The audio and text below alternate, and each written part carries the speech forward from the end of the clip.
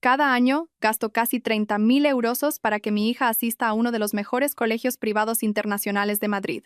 También cubro los costes de los cursos de marketing online de mi mujer. Trabajo 60 horas a la semana bajo un calor sofocante que roza los 40 grados para construir esta casa, que ya ni siquiera puedo llamar mía. Un día, al volver a casa, encontré a mi mujer doblando lencería y haciendo las maletas para un viaje de 15 días, diciendo que iba a ayudar a su exnovio a sanar su corazón. Mi hija estaba a su lado, mirándome como si yo fuera el villano de esta historia. No grité. No hubo violencia. Llevé la maleta de mi mujer hasta el coche y le di un último beso en la frente. Y a la mañana siguiente, me senté con mi abogado. Cuando mi mujer regresó, estaba embarazada. No hubo disculpas ni remordimientos, solo una notificación. Pensó que me quedaría y criaría al hijo de otro hombre en la casa que construí con mis propias manos. Ella no lo sabía. En esos 15 días, no me derrumbé. Reconstruí mi vida entera, y ella ya nunca formaría parte de ella. Si alguna vez has pensado que no puedes seguir adelante, escucha el resto de esta historia. Soy Íñigo Serrano, 41 años, arquitecto jefe de obra en Madrid. Durante los últimos 20 años he construido centros comerciales, torres de oficinas y complejos de apartamentos que han cambiado el horizonte de la ciudad. Mis proyectos están valorados en cientos de millones de euros. Mi salario anual supera los 180.000 euros. He trabajado soportando veranos abrasadores, inviernos helados y plazos de entrega que aplastarían a una persona normal. Mi mujer, Elvira, trabajaba desde casa en marketing de redes sociales, y en un buen año ganaba unos 55.000 euros. Llevábamos 17 años casados, 20 juntos. Tenemos una hija, Aroa, que acaba de cumplir 16. Menciono el dinero porque importa. No es para presumir. Es para que entiendas lo que estaba en juego. Todo lo que gané lo invertí en nuestra vida. La hipoteca, la educación de Aroa, los sueños profesionales de Elvira, las vacaciones y un plan de jubilación que nos permitiría a ambos respirar un poco a los 50. Sobre el papel, parecíamos perfectos. Nuestros amigos nos llamaban la pareja sólida. La familia decía que éramos el ejemplo a seguir, pero a puerta cerrada había grietas. Pensé que eran pequeñas, pero las grietas en el hormigón, si se ignoran, crecen. No me di cuenta de lo profundas que eran hasta que entré en nuestro dormitorio y la vi haciendo las maletas. Era un viernes por la tarde. Acababa de volver de supervisar un complejo comercial de 50 millones de euros en el barrio de Salamanca. Abrí la puerta de casa esperando la escena de siempre. Elvira en su escritorio, Aroa enterrada en sus deberes, quizás el olor de la cena preparándose en la cocina. En cambio, encontré a Elvira en el dormitorio con una maleta abierta sobre la cama. Al principio, nada parecía fuera de lugar. A veces viajaba por reuniones con clientes, pero esto era diferente. No estaba metiendo ropa al azar. Estaba seleccionando cada prenda con cuidado, como un curador montando una exposición. Y entonces lo vi. El vestido rojo que le regalé por nuestro aniversario, lencería que nunca le había visto puesta. ¿A dónde vas?, pregunté. Ni siquiera levantó la vista. Telmo me necesita, dijo. Su exnovio de la universidad. No había oído ese nombre en más de una década. Al parecer habían vuelto a conectar por Instagram unos meses atrás. Su mujer le había dejado y él lo estaba pasando mal. Y según Elvira, ella era la única que podía salvarlo. Me quedé en el umbral, con los brazos cruzados, viéndola doblar otro vestido. ¿Y empacas lencería para ayudar a un amigo?, dije. Se giró bruscamente, con el rostro ya a la defensiva. No conviertas esto en algo raro, Íñigo. Solo necesita a alguien que lo entienda. ¿Y esa persona eres tú?, pregunté. Sí, dijo ella. Tenemos un pasado. Sé cómo funciona su mente. Antes de que pudiera responder, Aroa apareció en el pasillo, con los ojos brillantes de esa justicia adolescente. Papá, no seas tan controlador. Mamá solo intenta ayudar a alguien que sufre, y tú siempre haces que todo gire en torno a ti. Los ojos de Elvira se iluminaron. Habían llegado los refuerzos. ¿Ves? Hasta Aroa lo entiende. Por esto tenemos problemas en nuestro matrimonio, Íñigo. No confías en mí. Siempre estás trabajando, nunca estás disponible emocionalmente. Le recordé que la noche anterior habíamos hablado sobre la reforma del baño. Ella espetó. Eso no es una conversación. Es una reunión de trabajo. Aroa se cruzó de brazos. Mamá también tiene derecho a tener amigos. No puedes tenerla aquí encerrada como en una cárcel. Los miré a los dos y me di cuenta de que esto no era espontáneo. Lo habían discutido, lo habían planeado. Todas las trampas y los mecanismos de culpa estaban listos antes de que yo entrara. Mantuve el silencio hasta que Elvira desvió la mirada. Entonces dije, de acuerdo, parpadeó. De acuerdo, ve a ayudar a Telmo. Tómate todo el tiempo que necesites. Eso no estaba en su guión. Dudó, estudiándome como si acabara de empezar a hablar en otro idioma. ¿De verdad estás bien con esto? Confío en ti, dije con firmeza. Si dices que necesita ayuda, ve a ayudarle. Aroa frunció el ceño. Elvira parecía sospechar, pero discutirlo la habría delatado, así que cerró la cremallera de la maleta en silencio. Llevé su equipaje hasta el Volvo X60 que le compré el año pasado. Le di un beso en la frente y le dije que condujera con cuidado. La vi salir marcha atrás por el camino de entrada, probablemente preguntándose por qué no había luchado. Lo que ella no sabía era que yo ya había visto los extractos de la tarjeta de crédito, los cargos de los 2 últimos meses en restaurantes de Valencia, los cargos de los billetes del AVE, y una compra en una boutique de lencería a la que no teníamos cuenta. Ya había estado viéndole. Mientras ella conducía hacia el este, hacia la costa, yo me dirigía al centro. El abogado que gestionaba los contratos de mi empresa también llevaba derecho de familia. Al final de la reunión, teníamos un plan. Durante los 3 primeros días, Elvira cumplió su papel. Enviaba mensajes de texto para informar: Telmo está mejorando. Hoy le he hecho comer. Estamos viendo una película para mantener su mente ocupada. Cada mensaje estaba cuidadosamente elaborado para sonar sano, casi noble. Yo respondía con una sola palabra: bien, genial, entendido.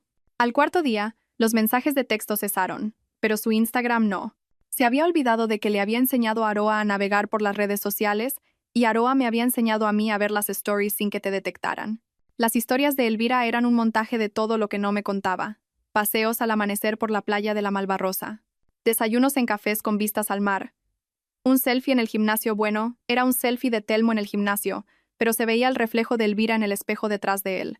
Supongo que el duelo se manifiesta de forma diferente en cada persona. El quinto día, empecé a moverme. Desvié mi nómina a una nueva cuenta bancaria. La eliminé como usuaria autorizada de mis tarjetas de crédito. Cambié el beneficiario de mi seguro de vida y de mis planes de jubilación de Elvira a Aroa, nombrando a mi hermana como fideicomisaria hasta que Aroa cumpliera 25 años. Cada cambio fue documentado, cada paso calculado. No estaba reaccionando emocionalmente. Estaba construyendo mi salida. El sexto día, algo en la aplicación del banco me llamó la atención. Un descubierto de 8.000 euros en la cuenta conjunta vinculada a nuestra hipoteca. La transferencia se había realizado 2 semanas antes de su misión misericordiosa. La nota decía: depósito para conferencia de marketing. Pero no había ninguna conferencia. ¿La Liro? Llamé a un amigo mío que es dueño de una empresa de materiales de construcción, uno de los mayores clientes de Elvira. No sabía nada de ninguna conferencia, pero mencionó que Elvira había estado distraída últimamente, incumpliendo plazos y entregando un trabajo mediocre. Fue entonces cuando contraté a un contable forense. Quería tener un panorama financiero completo antes de que ella volviera a casa. Lo que encontró fue indignante. Además de los 8.000 euros, Elvira había estado desviando silenciosamente cantidades más pequeñas durante meses. 300 euros aquí, 200 allá, siempre con coartadas plausibles como cenas de clientes, suscripciones de software o cursos online. El total ascendía a otros 5.000 euros. Mientras yo gestionaba proyectos multimillonarios bajo el sol abrasador de España para mantener a nuestra familia a flote, un total de 13.000 euros habían salido de nuestra casa para financiar el estilo de vida de su exnovio. Esto no era solo una traición matrimonial, era un robo, y ahora tenía los recibos. Al final de la semana, mi abogado lo tenía todo listo. Una demanda de divorcio redactada. Una moción de custodia que me otorgaba la custodia principal de Aroa, con un régimen de visitas razonable para Elvira, y un acuerdo de reparto de bienes que detallaba hasta el último céntimo. No solo estaba reaccionando a una infidelidad, estaba desmantelando las conexiones legales y financieras que le daban acceso a mi vida. Mientras tanto, Aroa había lanzado su propia campaña silenciosa. Me enviaba mensajes con un lenguaje que no era el suyo, como: «Papá, estás siendo muy pasivo-agresivo». Cuando le preguntaba a qué se refería, me respondía: «Ya sabes lo que quiero decir. Estás haciendo que mamá se sienta culpable por tener sentimientos». ¿Qué sentimientos?, pensé. ¿Los sentimientos de gastarse mi dinero en otro hombre? Pero no insistí. Sabía que los adolescentes hablan, y en nuestro barrio los padres hablan aún más. Para el viernes, la noticia de la valiente decisión de Elvira de ayudar a un viejo amigo en crisis se había extendido por la comunidad escolar de Aroa. Valiente. Esa era una forma de decirlo. Yo simplemente lo documenté todo. Extractos bancarios, capturas de pantalla, marcas de tiempo. Para cuando el coche de Elvira volvió a entrar en el camino de entrada, estaba preparado para cualquier cosa que saliera de su boca. Día 15. Estaba en mi despacho, revisando los planos de un nuevo rascacielos en la Castellana, cuando oí el crujido de los neumáticos sobre la grava del camino. La puerta principal se abrió y el eco de unos tacones resonó en el parqué que yo mismo había instalado hacía una década. «Íñigo», llamó. Su voz era alegre. Apareció en el umbral, con la piel recién bronceada, un nuevo corte de pelo y un vestido de verano que yo no reconocía. Parecía radiante, como si acabara de volver de una luna de miel. «¿Qué tal ha ido?», pregunté. Fue todo lo que necesitó. Se lanzó a un monólogo perfectamente ensayado sobre la salud mental de Telmo, sobre cómo lo había salvado, sobre lo gratificante que era ayudar a alguien en crisis. Cada palabra había sido pulida y practicada, probablemente en el coche de Valencia a Madrid. Cuando terminó, simplemente dije: «La cena es a las 7. Vienen tus padres. Y los míos». Su rostro se endureció. «Estoy cansada del viaje». «A las 7», repetí. No sabía que esta cena no era una bienvenida a casa. Era el escenario para todo lo que había estado preparando, y el público ya estaba de camino. A las 7, la mesa estaba puesta. Elvira se había cambiado a un atuendo más conservador, claramente con la intención de parecer respetable ante nuestros padres. Su padre todavía pensaba que ella era un genio del marketing. Su madre quería creer que el nivel de vida de Elvira provenía de sus propios ingresos, no de los míos. La cena comenzó de forma civilizada. Conversación ligera sobre el colegio de Aroa, el tiempo, mi último proyecto en la Castellana. Dejé que la conversación fluyera, que todos se acomodaran. Entonces Elvira se aclaró la garganta, dejó su servilleta sobre la mesa y dijo: «Tengo algo que deciros». Aroa sonrió levemente, como si ya lo supiera. «Estoy embarazada». Su madre jadeó. «¡Qué maravilla, Íñigo! ¡Felicidades!». «No es mío», dije, cortando el momento en seco. La habitación se congeló. El color desapareció del rostro de Elvira. «Es de Telmo», continué. Su padre se levantó de un salto, apoyando las manos en la mesa. «¿Qué demonios significa esto?». Elvira tartamudeó. «Papá, puedo explicarlo». «No, lo explicaré yo», dije, sacando mi teléfono. Les mostré las capturas de pantalla, los extractos de la tarjeta de crédito, la cronología. La prueba de que había estado con él durante meses. Nadie tocó la comida. Después de eso, la madre de Elvira empezó a llorar. Su padre parecía que iba a golpear una pared. Mis padres se sentaron en silencio, mirándome fijamente, esperando. Aroa miraba su plato, con la mandíbula apretada. Elvira se inclinó hacia mí sobre la mesa. «Íñigo, podemos arreglar esto. Terapia de pareja, una familia ensamblada». «Fuera», le dije. «Esta es mi casa también». «No, no lo es». Saqué un documento de una carpeta que tenía al lado, y lo deslicé sobre la mesa. «La escritura de esta casa está solo a mi nombre. La compré antes de que nos casáramos. Tu nombre no está en nada, excepto en ese Volvo. Puedes quedártelo». Parpadeó, buscando un punto de apoyo. «No puedes hacer esto sin más». «Puedo y ya lo he hecho. Tus cosas están en el garaje. Las empaqué mientras no estabas». Su padre se levantó de un empujón. «Nos vamos». Elvira intentó protestar, pero él la interrumpió, guiándola hacia la puerta. Aroa no miró a su madre. Se quedó sentada. La puerta principal se cerró. Volví a sentarme y en silencio terminé mi solomillo, sintiendo una oleada de paz por primera vez en meses. A la mañana siguiente, me levanté antes del amanecer. Con un café en la mano, repasé mi lista de control por última vez. Cerraduras cambiadas, códigos de seguridad actualizados, cuentas bancarias separadas, beneficiarios de seguros y jubilación reasignados. Até todos los cabos sueltos. A las 8 estaba en mi coche de camino a Pozuelo, donde vivía la hermana de Elvira. Había pasado la noche allí. Aparqué en la calle, caminé hasta la puerta principal y llamé al timbre. Elvira abrió en pijama, con los ojos hinchados de llorar. «Íñigo». Le entregué un sobre. «La demanda de divorcio. Ya estás notificada». Rompió el sobre y hojeó los papeles. «Ya lo has». «Ya lo he hecho todo», dije. «El nombre y el número de mi abogado están al final. No me llames si no es a través de él». Detrás de ella, su hermana se movía incómoda, sin atreverse a mirarme a los ojos. Al mediodía, las redes sociales de Elvira ardían. Publicó sobre el abuso emocional, sobre su viaje de autodescubrimiento, sobre tomar decisiones valientes. La ubicación estaba etiquetada: un gimnasio en Valencia, el de Telmo. No se dio cuenta de que yo había estado documentándolo todo durante semanas. Y pronto aprendería que en el mundo en el que yo vivía, los recibos hablan más alto que los hashtags. Empecé con su familia. Ellos recibieron primero el paquete completo, los extractos bancarios con el dinero transferido, las capturas de pantalla de los mensajes con Telmo de meses atrás, las fotos en Valencia. Presenté una cronología que demostraba que el embarazo había ocurrido durante su misión misericordiosa. Su padre no me llamó, pero me llegaron noticias a través de un conocido. La había repudiado por completo. Su madre intentó mediar, pero retiró su compasión solo después de ver los mensajes en los que Elvira se refería a ellos como cajeros automáticos andantes, con muchas opiniones. Luego, sus clientes. Madrid no es una ciudad pequeña, pero la comunidad empresarial es más estrecha de lo que la gente piensa.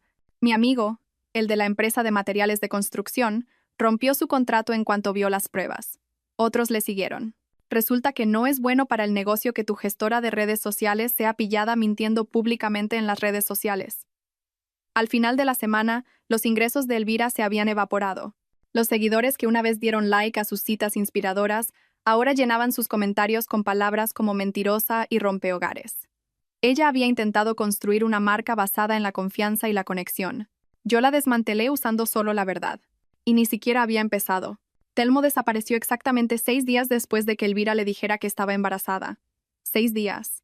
Ella probablemente había conducido hasta Valencia pensando que se mudarían juntos, decorarían una casa, criarían al bebé. En cambio, él se reunió con ella en un café en La Malvarrosa. Un lugar público, muchos testigos, una salida fácil. Le dijo que no estaba preparado, que su exmujer estaba considerando volver con él, que los 2 últimos meses habían sido un error. Y luego bloqueó su número. Cambió sus horarios en el gimnasio e hizo privado su Instagram. 2 días después, mi teléfono sonó. El nombre de Elvira apareció en la pantalla. Contesté. Me ha dejado, Íñigo. Estoy embarazada y sola. ¿Cómo puede ser tan frío? Práctica, dije y colgué. 1 hora después, apareció en nuestra casa. Aroa estaba en el colegio. Lo había previsto. Por favor, dijo en la puerta. Cometí un error. No, Elvira. Tomaste decisiones durante meses.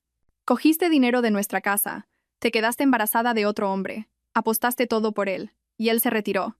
Su rostro se descompuso. No la dejé entrar. Cerré la puerta y la dejé llorar en el porche hasta que finalmente se marchó.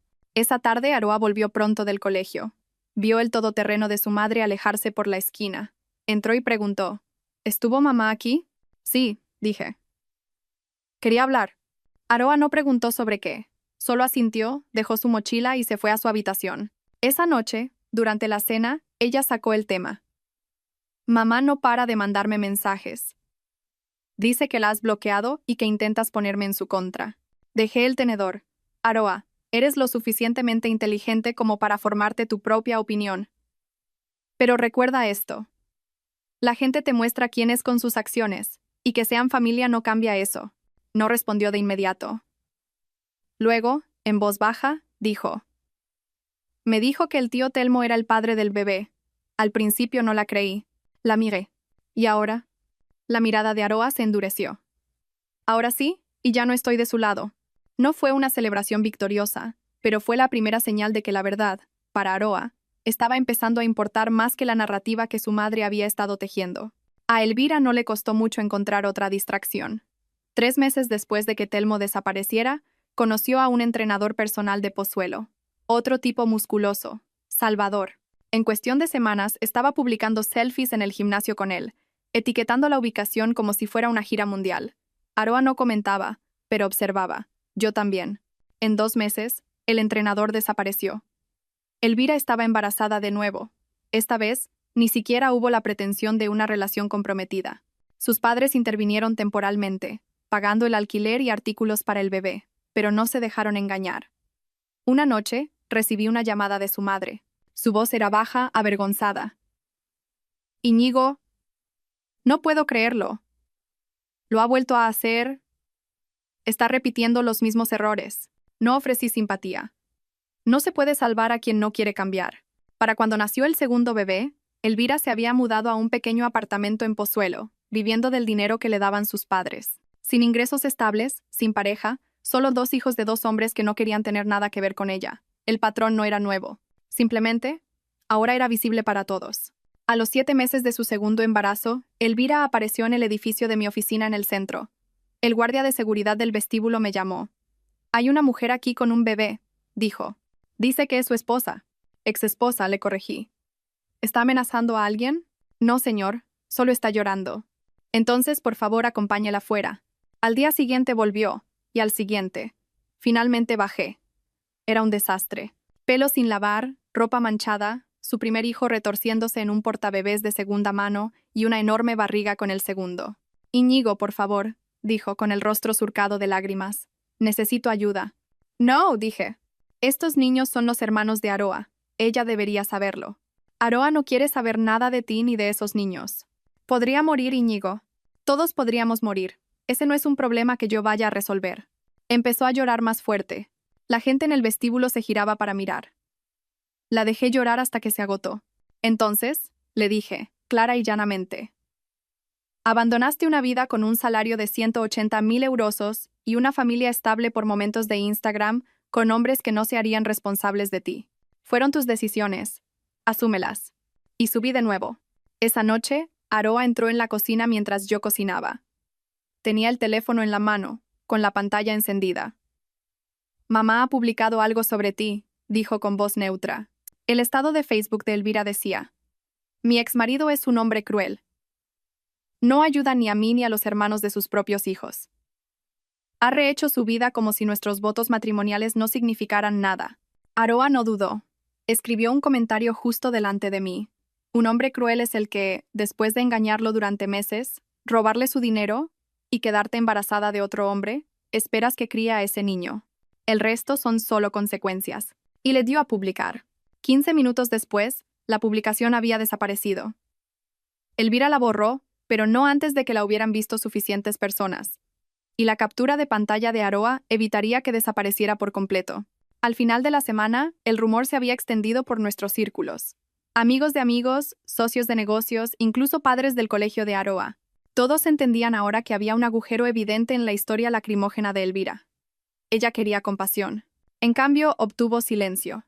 El tipo de silencio que es más frío, más pesado y más difícil de ignorar que la crítica abierta. Y se lo había ganado ella sola. Mientras la vida de Elvira se desmoronaba online, la mía avanzaba. Empecé a salir con Clara Mendoza, una ingeniera de estructuras que conocí en un proyecto en el centro. Al principio, eran cafés revisando cálculos de carga y planos de obra. Los cafés se convirtieron en cenas, y las cenas en desayunos. Una tarde, Clara trajo unos planos revisados a casa. Aroa estaba en casa, enferma del colegio. Cuando volví del trabajo, las encontré a las dos sentadas en la mesa de la cocina, hablando de programas de arquitectura y software de diseño. Llevaban así 2 horas. Después de que Clara se fuera, Aroa dijo: es inteligente, papá. Más que mamá. No del tipo que se cree inteligente, sino inteligente de verdad. No era solo un reconocimiento. Había un alivio en su voz. Había visto la diferencia entre alguien que construye cosas y alguien que las destruye. Por primera vez en mucho tiempo, la casa se sentía estable. Sin agendas ocultas, sin peleas susurradas, solo calma. Elvira, por supuesto, se enteró de lo de Clara. Madrid es grande, pero las noticias viajan rápido. Su reacción llegó en forma de 17 mensajes de texto. No respondía ninguno. Elvira no se detuvo en los mensajes. Empezó a aparecer en los eventos escolares de Aroa. Regatas de remo, ferias de ciencias, el baile de invierno, siempre con su primer hijo en un portabebés, con aspecto cansado y desesperado, y ya con el vientre hinchado por un tercer embarazo. Al principio, Aroa la ignoraba. Simplemente caminaba en otra dirección sin decir una palabra. Pero después del baile de invierno, llegó a casa visiblemente enfadada. Mamá intenta hacerme sentir culpable, dijo Aroa. ¿Funciona? Pregunté. No. Es irritante. Ella eligió a ese bebé antes que a nuestra familia. Ahora que es difícil, quiere compasión, pues que se aguante. Díselo, le dije. Ya lo he hecho, respondió Aroa. Se puso a llorar. Yo simplemente me fui. Pude ver en su rostro que no solo se estaba defendiendo, estaba estableciendo un límite, del tipo que, una vez fijado, no se mueve. Elvira pensó que sus apariciones públicas cambiarían la opinión de Aroa. En cambio, cada encuentro solo la alejaba más. Y yo no tenía intención de intervenir en ese proceso. La noticia del tercer embarazo de Elvira no vino de ella. Vino de su madre, que me llamó una noche, llorando. Lo ha vuelto a hacer, dijo. Conoció a un tipo online, otro entrenador. Se mudó con él en 3 semanas, se quedó embarazada en 2 meses, y ahora él ha desaparecido. Me recosté en mi silla. ¿Qué quiere que haga? Nada. Su padre dice que su caridad por la estupidez de su hija terminó con el primer nieto. Esta vez, está sola. Y lo decían en serio. La cortaron por completo. No más alquiler, ni comida, ni dinero para los niños. Elvira no tardó en entrar en pánico. Una semana después, estaba de nuevo en mi edificio de oficinas. Esta vez, con el primer hijo en la cadera y una barriga que contaba toda la historia. Estoy desesperada, Íñigo dijo, bloqueando la puerta. Son los hermanos de tu hija. No es mi responsabilidad, dije, pasando a su lado. Gritó a mi espalda, pero no me di la vuelta. Las puertas del ascensor se cerraron, sellando la distancia que pretendía mantener para siempre. Elvira no se rindió. Esperaba fuera del edificio a la hora del almuerzo, acorralándome en la acera. El primer niño se aferraba a su hombro, con los ojos muy abiertos, mientras su otra mano descansaba sobre su vientre hinchado. Íñigo, por favor, no puedes abandonarnos así. Estos niños son los hermanos de Aroa. Somos familia. Me detuve y la miré a los ojos. La familia no es solo sangre, Elvira. Son acciones. Y tus acciones han quemado todos los puentes que tenías. Su voz se elevó, teñida de desesperación. Podría morir en el parto. ¿Qué le dirás a Aroa entonces? Lo mismo que le digo ahora. Que elegiste esto 2, 3 veces pensando que alguien más limpiaría tu desastre. Empezó a sollozar más fuerte, atrayendo las miradas de los transeúntes. No me importó. Tomaste estas decisiones porque querías lo que querías en el momento. No soy yo quien va a salvarte de la factura. Luego me alejé, dejándola allí con un niño nacido y otro por nacer, sin público que aplaudiera su actuación. Esa noche, Elvira probó una nueva táctica, las redes sociales. Publicó un largo selfie lloroso con una leyenda sobre cómo había sido abandonada por el hombre que juró amarla en las buenas y en las malas, y cómo estaba criando a sus 2 hijos sola, mientras él formaba una nueva familia con otra mujer. Aroa no tardó en verlo. Entró en el salón, con el teléfono en la mano. «Tienes que leer esto». Eché un vistazo a la publicación y le devolví el teléfono. «¿Quieres que responda?» Ella negó con la cabeza. «Ya lo he hecho». Su comentario seguía siendo el primero. Quizás no se habría ido si no lo hubieras engañado durante meses, robado su dinero y tenido hijos de otros 2 hombres. Solo digo. En una hora, Elvira borró la publicación. Pero como antes, las capturas de pantalla ya circulaban. La gente que importaba sabía la verdad. El resto podía sacar sus propias conclusiones. Elvira quería compasión. Lo que obtuvo fue silencio, o peor para ella, un recordatorio contundente de la verdad que tanto se esforzaba por reescribir. Mientras Elvira intentaba salvar su imagen, el futuro de Aroa tomaba forma. Después de largas conversaciones con Clara sobre ingeniería, solicitó plaza en el MIT por probar. Todavía recuerdo el día que llegó ese sobre grueso y oficial. Aroa estaba en la cocina, con las manos temblando mientras lo abría. «Beca completa», susurró. Luego levantó la vista, con los ojos como platos. «Papá, he entrado». La abracé, sintiendo un orgullo que nunca había experimentado en ninguna obra. Clara estaba justo detrás de mí, sonriendo de oreja a oreja, diciéndole a Aroa que sabía que lo conseguiría. Elvira se enteró por rumores y me envió un mensaje. «Una madre es necesaria para estas cosas». No respondí. Aroa no la quería allí, y yo no iba a ignorar eso. En cambio empezamos a planificar. Alojamiento cerca del campus de Boston para el otoño. Un viaje de verano para ayudarla a instalarse. Por primera vez en años, todas las conversaciones en nuestra casa eran sobre construir algo nuevo, no sobre reparar lo que estaba roto. El caos de Elvira se sentía como algo de otro mundo, y yo tenía toda la intención de mantenerlo así. Un mes después de la carta de aceptación de Aroa, le pedí matrimonio a Clara. Nada extravagante, solo nosotros 2 en la terraza del patio trasero al atardecer, con una botella de vino, el olor a cedro fresco de la pérgola que acababa de construir. Dijo que sí sin dudarlo. Y cuando Aroa se enteró, abrazó a Clara primero, y luego a mí. «Seré vuestro padrino de boda, ¿verdad?», preguntó Aroa medio en broma. «Por supuesto», dije. Elvira se enteró del compromiso en cuestión de días. Madrid puede ser grande, pero los rumores vuelan. Me inundó de mensajes desde números que no reconocía. Las mismas frases recicladas sobre que era demasiado pronto, que Aroa necesitaba estabilidad, sobre la santidad de los votos matrimoniales. Respondí una vez: «Tú rompiste esos votos hace años. El día que hiciste esa maleta para Valencia».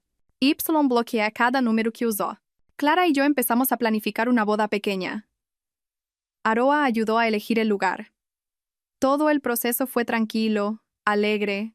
Todo lo contrario a mi primera boda. Por primera vez en décadas, el futuro volvía a sentirse mío. Planificar la boda con Clara y Aroa fue completamente diferente a mi primera experiencia. Sin luchas de poder, sin agendas ocultas, solo 3 personas tomando decisiones juntas y disfrutándolo de verdad. Aroa se tomó muy en serio su papel de madrina. Eligió su propio atuendo, un traje azul marino a medida con una corbata plateada, y luego se dedicó a preparar un discurso que insistió en que ninguno de los dos veríamos hasta el día de la boda. Elvira, por supuesto, intentó meterse. Me llegó el rumor a través de conocidos de que estaba preguntando por la fecha, el lugar, si se permitían niños. No tuve que adivinar su plan. Aparecer sin ser invitada, armar una escena, intentar reescribir la narrativa en público. Fue Aroa quien lo detuvo. Mamá no viene, papá. Ni siquiera le digas cuándo es. Y eso fue todo. Redujimos la lista de invitados y el lugar solo se reveló a quienes necesitaban saberlo. Elvira podía seguir inventando su historia online. La historia real, la nuestra, estaba a punto de dar un paso importante, y ella no estaría ni cerca. La mañana de la boda fue tranquila, casi serena. El lugar, una pequeña bodega en las afueras de la Comunidad de Madrid, estaba bañado por la luz. Clara se estaba preparando con su hermana en una cabaña contigua. Yo me quedé en la casa principal con Aroa, que estaba en la cocina, practicando su discurso en voz baja. «Vas a hacer llorar a todo el mundo, ¿verdad?», le pregunté. «Ese es el plan», dijo, sonriendo. Los invitados empezaron a llegar. Amigos cercanos, familiares, las personas que nos habían apoyado en todas las tormentas. Sin dramas, sin caras inesperadas. La ceremonia en sí fue sencilla. Mientras Clara caminaba hacia mí, la luz del sol se reflejaba en su pelo, y me di cuenta de que no solo me estaba casando con ella, estaba cerrando la última herida abierta de mi pasado. Aroa se mantuvo a mi lado, sólida como una roca, sonriendo mientras nos pasaba los anillos. Cuando el oficiante nos declaró marido y mujer, el aplauso se sintió como algo más que una celebración. Fue una validación. Era el universo diciendo: «Lo lograsteis. Construisteis algo mejor». Elvira nunca supo la hora, el lugar ni los votos que reemplazaron a los que ella había hecho añicos. Después de la cena, mientras las luces se atenuaban en el granero de la bodega, Aroa subió a un pequeño escenario. No parecía nerviosa, solo firme y segura. Ajustó el micrófono, nos miró a Clara y a mí, y sonrió. «Mi padre construye rascacielos», comenzó. «Pero su mayor proyecto de construcción fue reconstruir nuestra familia después de que alguien intentara demolerla». La sala se quedó en silencio. Mi padre me enseñó que unos cimientos sólidos se construyen con respeto, integridad y resultados, y que si lo haces bien, pueden soportar un terremoto. Se me hizo un nudo en la garganta. Clara me apretó la mano. Aroa me miró directamente. «Gracias por no derrumbarte. Gracias por mostrarme cómo es la fuerza. No ruidosa ni violenta, sino firme. Y gracias por elegir a alguien que nos eligió a nosotros». No había un ojo seco en la sala. Cuando bajó, la abracé tan fuerte que se rió. Ese discurso no solo cerró un capítulo, lo selló. No quedaba nada que Elvira pudiera distorsionar o llevarse. Éramos una nueva familia ahora. No teníamos intención de contarle a Elvira sobre la boda, pero las redes sociales lo hicieron por nosotros. Una semana después, vio las fotos que había publicado un conocido. Clara con el vestido, Aroa con el traje, yo con un anillo en el dedo. Esa noche empezaron los correos electrónicos y los mensajes de texto de números extraños, incluso una carta escrita a mano que apareció en mi buzón. Todas variaciones del mismo tema, que la estaba reemplazando, borrando nuestra historia, hiriendo a Aroa. Aroa leyó la carta antes que yo. De hecho, se rió. «Mamá de verdad cree que todo esto va sobre ella, ¿verdad?», dijo, devolviéndomela. «Supongo que en su cabeza, todo va sobre ella». Le pregunté si quería que respondiera. «¿Vale la pena el sello?», dijo. Así que no lo hice.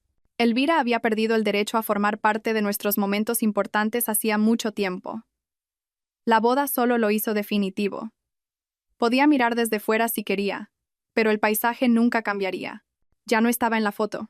El abogado de Elvira finalmente envió su contraoferta: pensión alimenticia, la mitad de mis ahorros, una reclamación sobre la casa de Valencia que había comprado antes de conocerla. Estaba sentado en mi oficina, con el mar Mediterráneo extendiéndose más allá de las ventanas. Ya no estaba enfadado. Solo estaba asombrado de hasta dónde estaba dispuesta a llevar su delirio. Pensé en los años en los que volvía a casa cubierto de polvo, con los músculos doloridos, todo para que ella pudiera publicar fotos con vestidos que ni siquiera había pagado. Ahora quería despiezar esa vida y llevarse las mejores partes. Mi abogado apenas miró los papeles y negó con la cabeza. El acuerdo prenupcial es hermético. La rechazamos. Me sorprendió. No estaba negociando por su supervivencia. Estaba negociando por su ego, y eso la estaba volviendo imprudente. A la gente imprudente no le importa a quién hiere, siempre que sienta que ha ganado. Esa noche, Aroa me encontró en la terraza. Mamá llamó, dijo sin rodeos. Dijo que estás intentando borrarla de mi vida. La miré. ¿Crees eso? Aroa no parpadeó. Yo estaba allí, papá. Lo recuerdo todo. Ella se borró a sí misma. 16 años. Y hablaba con una claridad que yo apenas había encontrado a los 40. Nos sentamos en silencio, viendo subir la marea. El aire era fresco y estable. Sin tormentas, sin gritos, solo paz. En esa calma me di cuenta de que Aroa no solo estaba sobreviviendo al caos de su madre, lo estaba estudiando, aprendiendo exactamente en quién no convertirse. Quizás ese fue el único regalo que Elvira le dio. 2 días después, Elvira publicó una larga leyenda en Instagram sobre la sanación del abuso narcisista y el control coercitivo. Los comentarios estaban llenos de extraños que la apoyaban. Clara me lo mostró en el desayuno. Está pidiendo compasión, dijo.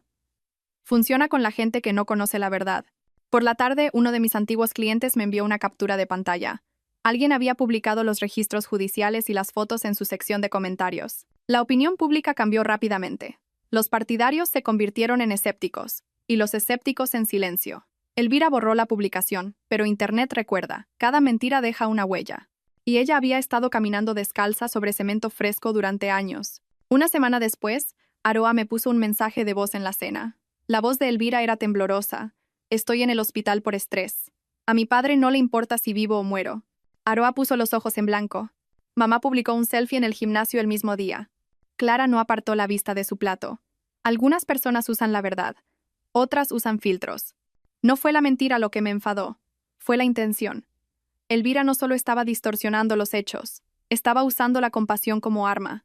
En su mente, cualquiera que fuera inmune a ella no se estaba protegiendo. Era el villano de su guión. Una tarde, recibí un correo electrónico de una mujer de Oregón. Afirmaba haber conocido a Elvira en un grupo de Facebook para madres solteras y que estaba considerando ayudarla económicamente, pero decidió investigar un poco primero. Te busqué en Google, escribió, y tu nombre seguía apareciendo. Creo que encontré la verdad. Fue surrealista. El caos de Elvira había cruzado fronteras estatales, llegando a extraños que nunca conocería.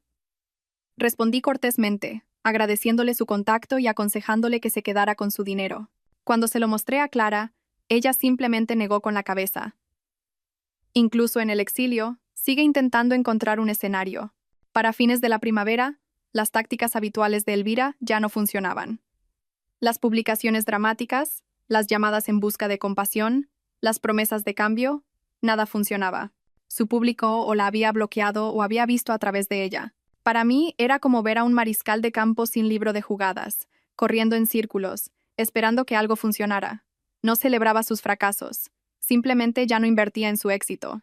Ella eligió su camino mucho antes de que yo dejara de contestar sus llamadas. Y cuanto más me alejaba de su ruido, más me daba cuenta de que la paz no es algo por lo que se ruega. Es algo que se construye, ladrillo a ladrillo, hasta que tienes un muro que mantiene fuera el caos. Un subcontratista de un proyecto anterior pasó a dejar unos materiales. A mitad de nuestra conversación, dudó. Tu exmujer solicitó hacer las redes sociales para la boutique de mi esposa. Mantuve mi tono neutro. Espero que le vaya bien. Él rió incómodamente. Mi esposa la buscó en Google y encontró los documentos judiciales. Decidimos seguir con otro candidato. Esa noche se lo conté a Clara. Se sirvió una copa de vino. Se está quedando sin habitaciones en las que entrar, dijo. Y tenía razón. Elvira no solo estaba en la ruina. Se estaba quedando sin lugares donde fingir que no lo estaba. En una cena del sector de la construcción, un colega se inclinó. Creo que vi a tu exmujer en el bar de un hotel en Valencia el mes pasado, con un hombre diferente cada noche. Simplemente sonreí. Haciendo contactos, supongo. No importaba si era cierto o no. Lo que importaba era la comprensión de que su mundo se había reducido a conocidos y atención prestada. Mi mundo se había expandido. Contratos que abarcaban continentes, un hogar estable, una hija próspera, 2 caminos, ambos elegidos, uno construido para durar y otro destinado a derrumbarse. De la nada, el abogado de Elvira envió un correo electrónico. Quería una última oferta de acuerdo antes de llevarlo a juicio. Mi abogado respondió con una línea. El acuerdo prenupcial es vinculante. Nuestra posición no ha cambiado. No necesité decir una palabra. Esa noche, Clara y yo lo celebramos con comida para llevar y una botella de vino. No se trataba del dinero. Se trataba de la confirmación de que el muro que habíamos construido alrededor de nuestras vidas se mantenía firme. Elvira podía lanzarse contra él todo lo que quisiera. No iba a entrar. Aroa aprobó sus exámenes finales con las mejores notas y fue aceptada anticipadamente en un programa de prácticas de verano en Zúrich. Me envió una foto de la carta de aceptación antes de decírselo a nadie más. La llamé de inmediato. Estoy muy orgulloso de ti, cariño. Su voz era brillante. Siento que ahora estoy construyendo mi propia vida. No mencionó a su madre, y yo tampoco. No era necesario. Esa ausencia decía más que cualquier palabra. Para principios de verano, Elvira se había quedado en silencio. Ni publicaciones, ni llamadas, ni mensajes indirectos a través de amigos. Era como si hubiera desaparecido. Clara lo notó. Creo que por fin se ha acabado. Me encogí de hombros. Nunca se acaba, solo cambia de escenario. Fuera lo que fuera que estuviera tramando, no era de mi incumbencia. Mi vida estaba demasiado llena. El ascenso de Clara, las próximas prácticas de Aroa, el progreso en los planos de la Casa de la Costa. Si Elvira quería un escenario, tendría que construirlo ella misma. Y esta vez, yo ni siquiera estaría entre el público. A principios de marzo, un conocido me envió un enlace. Elvira había publicado otra actualización en Facebook. Esta vez, era un selfie con filtro y una leyenda que decía: criando a mis 5 hermosos hijos sola, cada día más fuerte. Dios da sus batallas más duras a sus soldados más fuertes. Los comentarios eran escasos. Algunos, ánimo, genéricos de extraños. Y silencio. Aroa también lo vio. Mamá sigue intentando vender una historia que nadie compra, dijo, pasando la página sin más. No reaccioné. La personalidad online de Elvira se había convertido en su propia cámara de eco. Sin amigos, sin familia, solo un puñado de seguidores desconectados que no conocían la historia. Para Clara y para mí, teníamos cosas más importantes en las que centrarnos. Estábamos finalizando el diseño interior de nuestra casa en la costa, preparando el verano de Aroa en Zúrich, planeando un viaje para visitarla en julio. Elvira podía seguir transmitiendo al vacío si quería. Para nosotros, la señal era clara. Habíamos seguido adelante y no mirábamos atrás. Julio llegó rápido. Clara y yo volamos a Zúrich para ver a Aroa durante sus prácticas. Nos recibió fuera de las oficinas de su empresa en el centro, con un casco de obra y un rollo de planos bajo el brazo. Parecía que pertenecía allí. Segura, centrada, ya parte del mundo profesional que perseguía. Ese fin de semana nos llevó a un recorrido por los proyectos en los que estaba trabajando, explicando detalles estructurales con la misma pasión que yo tenía a mis 20 años. Clara escuchaba atentamente, haciendo preguntas que solo una ingeniera sabría hacer. Yo simplemente observaba, lleno de orgullo. En la cena, en un pequeño restaurante italiano, Aroa dijo: esto es lo que quiero, no solo el trabajo, sino la vida. Estabilidad. Propósito. Nunca quiero acabar como mamá. No lo harás, dije. Aprendiste pronto lo que no debías aceptar. Ella sonrió y asintió. En ese momento, supe que no solo estaba sobreviviendo a su pasado. Estaba diseñando un futuro que su madre nunca podría romper. Cuando las prácticas de Aroa terminaron en agosto, regresó a la costa para un breve descanso antes del semestre de otoño. Parecía aún más segura, más dueña de sí misma. En la cena, sus historias estaban llenas de nombres y lugares que dejaban claro que estaba construyendo su propia red, su propia vida. Una noche, nos sentamos en la terraza, viendo el Mediterráneo tragarse el sol. Se reclinó en su silla. «Sabes», dijo, «cada vez que vuelvo a casa, se siente más ligero. El aire es diferente. Es porque ya no hay nadie intentando prenderle fuego», dije. Clara sonrió suavemente. «Tú construiste el cortafuegos, Íñigo». Negué con la cabeza. «No, lo construimos nosotros, todos nosotros». Elvira seguía por ahí en alguna parte. Lo último que supe fue que estaba en Zaragoza, criando a sus hijos con diferentes apellidos y publicando medias verdades online. Pero su mundo ya no se cruzaba con el nuestro. Y mientras las olas rompían bajo nosotros, me di cuenta de que esa era la mayor paz que podía haber esperado. En septiembre, Elvira intentó una vez más recuperar la relevancia. Apareció un videoclip en una página de la comunidad local de Zaragoza. Era ella, de pie ante un micrófono en algún evento de empoderamiento para madres solteras, contando una versión muy editada de la historia de su vida. En su versión, era la víctima de un marido frío y controlador que la había reemplazado y de una hija que le había dado la espalda por culpa de sus mentiras. No se mencionaba la infidelidad, el dinero robado, ni los embarazos con hombres que aparecían y desaparecían. Algunos comentarios elogiaron su valentía, pero no tardaron en intervenir quienes conocían la historia real. Capturas de pantalla de sus publicaciones pasadas, las fotos de Valencia, incluso el comentario público de Aroa de hacía años, empezaron a aparecer bajo el video. Al día siguiente, el clip había desaparecido. Elvira no se había dado cuenta de que Internet no olvida, y tampoco lo hace la gente a la que quemas. Para nosotros, no fue más que ruido de fondo. Pero para ella, fue otra puerta cerrándose de golpe. Para octubre, Elvira había desaparecido por completo de nuestro día a día. Sin llamadas, sin mensajes, sin apariciones inesperadas. Solo silencio. Clara y yo nos sumergimos en el trabajo. Ella había sido ascendida de nuevo, supervisando múltiples proyectos estructurales en toda la península, y yo estaba gestionando una prestigiosa promoción inmobiliaria en la Costa del Sol. La Casa de la Costa se convirtió en nuestro santuario de fin de semana, un lugar donde el mundo se sentía lejano. Aroa prosperaba en su segundo año en el MIT, compaginando cursos avanzados con puestos de liderazgo en 2 clubes de ingeniería estudiantil. Empezó a hablar de hacer un posgrado, quizás estudiar en Europa. Una noche, durante una videollamada con ella desde la terraza de la costa, dijo: «Es increíble cuánto cambia todo cuando eliminas a las personas equivocadas de tu vida». Clara sonrió. «No es increíble, Aroa. Es simplemente hacer espacio para las correctas». Colgamos sintiéndonos orgullosos, no solo de sus logros, sino de la vida firme e inquebrantable que habíamos construido. Una que Elvira nunca podría tocar, y mucho menos derribar. Una noche de viernes a finales de noviembre, mi teléfono vibró con una notificación de correo electrónico. El nombre del remitente me revolvió el estómago por un instante. Elvira. Hacía más de un año que no tenía noticias directas de ella. El asunto era: para cerrar el círculo, a regañadientes, lo abrí. El mensaje era corto. Siento todo. Sé que no puedo cambiar el pasado, pero espero que algún día le digas a Aroa que lo intenté. Me quedé mirando la pantalla un momento, luego cerré el correo sin responder. Clara se dio cuenta. ¿Elvira? Sí. Solo palabras. Las mismas palabras que ha escrito antes. Clara asintió lentamente. Entonces, déjalas donde pertenecen. Detrás de ti. Y eso es exactamente lo que hice. No se lo mencioné a Aroa. No lo saqué a relucir. Porque el cierre no viene de un correo electrónico escrito a medianoche. Viene de saber que el fuego se ha consumido y que tú estás en un lugar donde las llamas ya no pueden alcanzarte. Ese día de Acción de Gracias fue la primera vez que Aroa pudo volver a casa del MIT durante toda la semana. Llegó tarde un sábado por la noche, dejó las maletas en la entrada y se fue directamente a la cocina, donde Clara estaba sacando una tarta del horno. «Huele a hogar», dijo Aroa abrazándola. La semana fue cómoda. Paseos por la playa por la mañana, largas cenas llenas de risas en lugar de tensión, y noches tranquilas junto a la chimenea.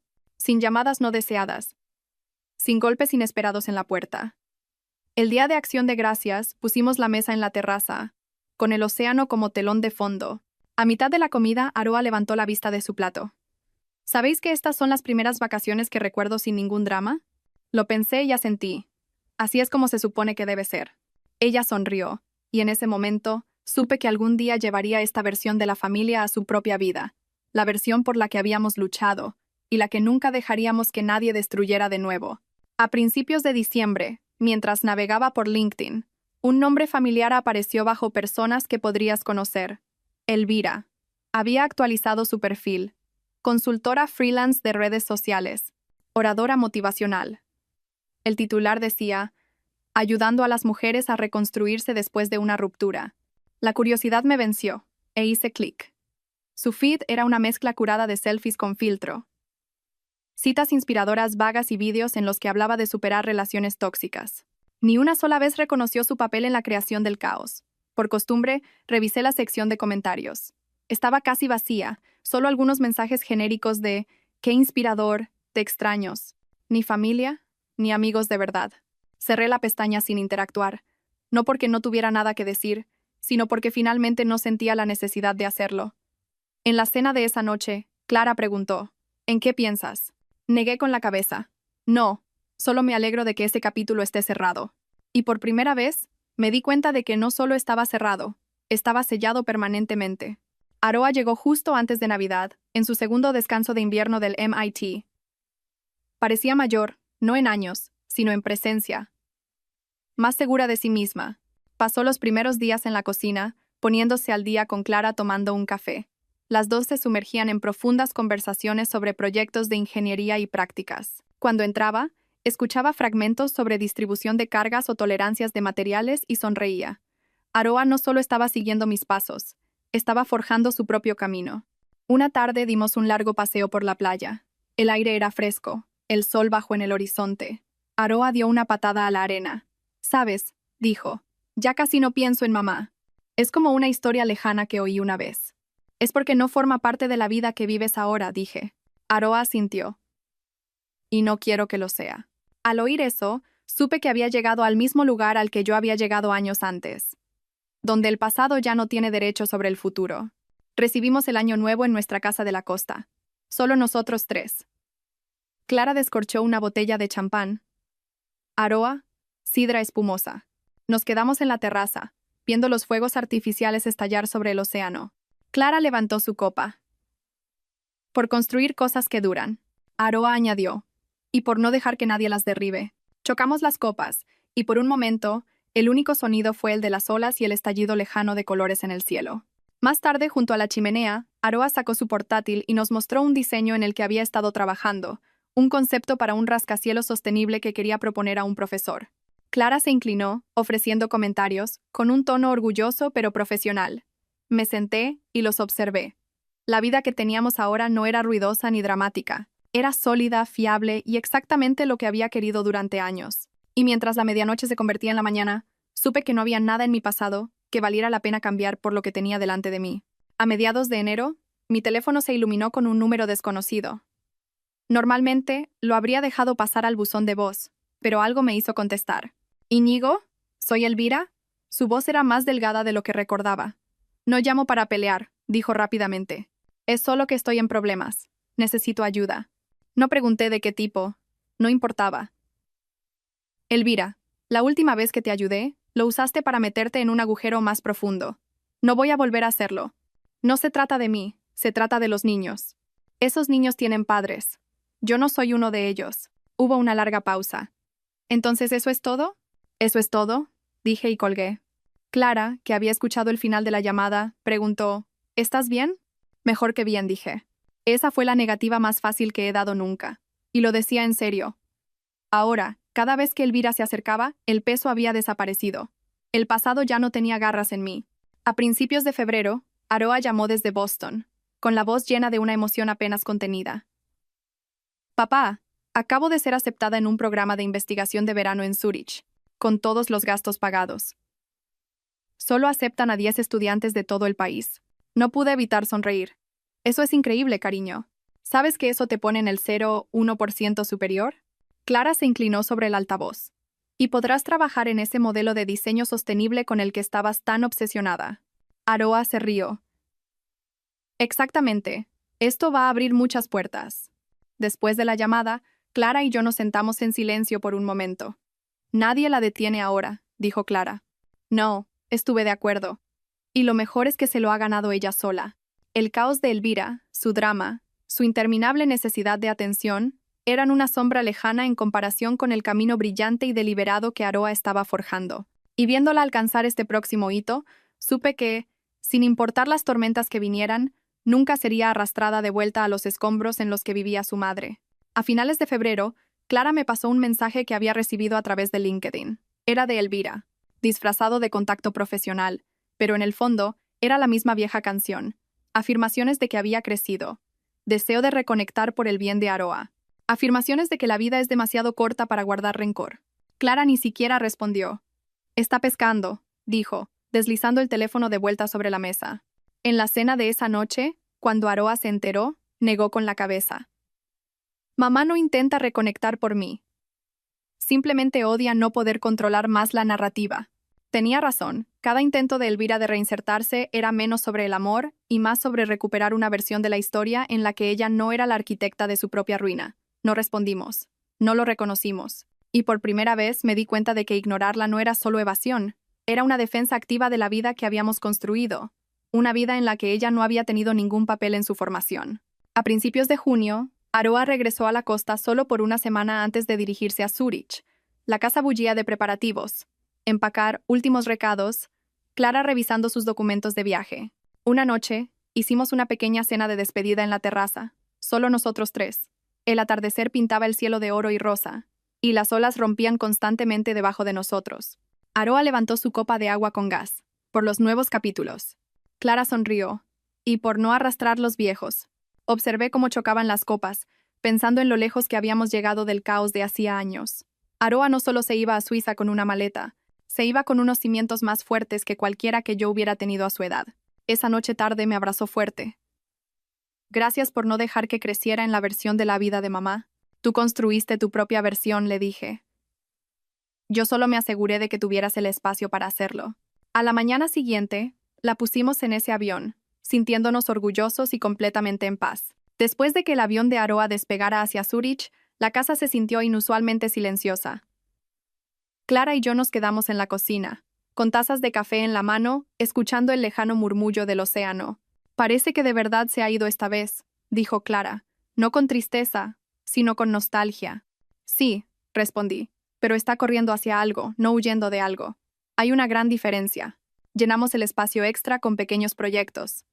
Clara rediseñó la habitación de invitados para convertirla en un estudio. Yo finalmente arreglé la barandilla de la terraza que había estado posponiendo durante meses. Por las noches, cocinábamos juntos y hablábamos de nuestro propio futuro, de los viajes que queríamos hacer, quizás de comprar una pequeña casa en la montaña para las vacaciones de invierno. De vez en cuando, miraba mi teléfono, medio esperando que algún drama del pasado se infiltrara. Pero no llegaba nada, ni llamadas, ni mensajes, ni caos. Por primera vez en décadas, la vida no era algo que tuviéramos que defender. Era algo que podíamos simplemente vivir, y eso valía más que cualquier ruido que hubiéramos dejado atrás. A mediados de julio, estaba navegando por un sitio de noticias local cuando un titular me llamó la atención. Mujer de Zaragoza se enfrenta al desalojo en medio de una disputa financiera. La foto que lo acompañaba era inconfundible. Elvira, de pie fuera de un edificio de apartamentos en mal estado, con un niño pequeño en la cadera y otro aferrado a su pierna. No hice clic en el artículo. No era necesario. Ya podía rellenar los huecos. Alquiler impago, lazos rotos, quizás otra relación implosionada. Cuando Clara llegó a casa, se lo mencioné. Hizo una pausa por un momento y luego dijo: «Es triste. Pero no es nuestra responsabilidad». «Exacto», dije. «No lo ha sido desde hace mucho tiempo». Esa noche cenamos con las puertas correderas abiertas, dejando entrar la brisa del mar. No había pesadez en el aire, ni la sensación persistente de asuntos pendientes. Fuera cual fuera la tormenta que Elvira estuviera capeando, ya no era nuestra para navegar, y no tenía intención de volver a poner un pie en las aguas de las que tanto me había costado escapar. Una tarde, mi teléfono se iluminó con una videollamada de Aroa. Al fondo, se veía un espacio de laboratorio luminoso y moderno, con papeles y modelos esparcidos sobre una gran mesa. «Papá, tengo que enseñarte algo», inclinó la cámara hacia una maqueta de un rascacielos. «Es mi diseño. Mi equipo lo va a presentar a un concurso internacional». Podía oír la emoción en su voz, la misma euforia que yo sentía al caminar por una obra terminada. Clara se inclinó desde el sofá. «Es precioso, Aroa. Líneas fuertes, equilibrio perfecto». Aroa sonrió de oreja a oreja. «Llevo aquí 6 semanas y ya siento que estoy exactamente donde debo estar». Después de la llamada, Clara se volvió hacia mí. «Nunca cometerá los errores de su madre». Asentí. «Está demasiado ocupada construyendo algo que vale la pena conservar». Fue entonces cuando me di cuenta. Nuestra mayor victoria no fue cortar a Elvira. Fue darle a Aroa una vida en la que nunca necesitaría dejar entrar a alguien como ella. Para finales de agosto, Clara y yo nos habíamos asentado en un ritmo que se sentía sin esfuerzo. Las mañanas comenzaban con un café en la terraza, con vistas a la vasta y tranquila extensión del océano. Las tardes eran para el trabajo, ella revisando planos en su despacho en casa, yo coordinando proyectos a través de videollamadas. Las noches eran nuestras. Un viernes por la noche, Clara salió con 2 copas de vino y se sentó a mi lado. «Sabes que esta es la vida de la que hablábamos hace años, cuando todo era un caos». Miré a mi alrededor. La luz cálida que se derramaba desde el interior, las olas constantes, la ausencia de cualquier persona o cosa que intentara separarnos. Sí, nos costó un tiempo llegar aquí, pero lo conseguimos. Ella sonrió. Lo construimos. El nombre de Elvira no había pasado por nuestros labios en meses. No porque lo estuviéramos evitando, sino porque ahora era irrelevante. Un fantasma en una historia que habíamos terminado de contar. Lo que importaba estaba aquí, dentro de estas paredes. Seguro, tranquilo, nuestro. Y cada día me aseguraba de que siguiera así. A mediados de septiembre, Aroa regresó de Zúrich para un breve descanso antes del semestre de otoño. Llegó a través de la puerta de llegadas con una mochila diferente y el sol en el pelo, caminando con la misma confianza que había visto el día que se fue. En la cena, nos contó que su proyecto había llegado a la final y que había sido invitada a presentarlo en Berlín el año siguiente. Clara escuchaba atentamente, haciendo preguntas incisivas sobre materiales y pruebas de carga. Yo, en su mayoría, me sentaba y observaba a las dos intercambiar ideas como colegas. Más tarde esa noche, Aroa se unió a mí en la terraza. El aire era fresco, las olas constantes. «Sabes», dijo, «casi no recuerdo cómo era cuando las cosas estaban mal. Esos recuerdos parecen de otra persona». «Es porque has estado viviendo en algo mejor durante mucho tiempo», dije. Ella asintió. «Gracias por hacerlo posible». En ese momento, supe que el ciclo se había roto. Ningún caos que había moldeado el pasado tocaría su futuro. Nunca más. Algunas personas destruyen, y todos los demás pagan el precio. Elvira hizo ambas cosas, una y otra vez. Yo no alimenté ese fuego. Dejé que se consumiera por sí solo, lejos de todo lo que me importaba. En cambio, reconstruí. No sobre el viejo terreno donde las fisuras aún acechaban bajo la superficie, sino sobre una nueva base, una que coloqué con intención, reforcé con límites y mantuve libre de la corrosión de las segundas oportunidades. Seguro, inquebrantable. Aroa prospera porque construimos algo en lo que podía confiar. Clara y yo nos mantenemos firmes porque nunca dejamos que el pasado dictara los planos. Y yo duermo tranquilo, sabiendo que las puertas que cerramos nunca volverán a abrirse. Cuando alguien te muestre quién es realmente, créelo a la primera. La fuerza no reside en contraatacar, reside en marcharse, cerrar la puerta con llave detrás de ti y no mirar nunca atrás. No es ser frío, es supervivencia. Y es por eso que mi vida ahora se yergue más alta, más fuerte e intocable.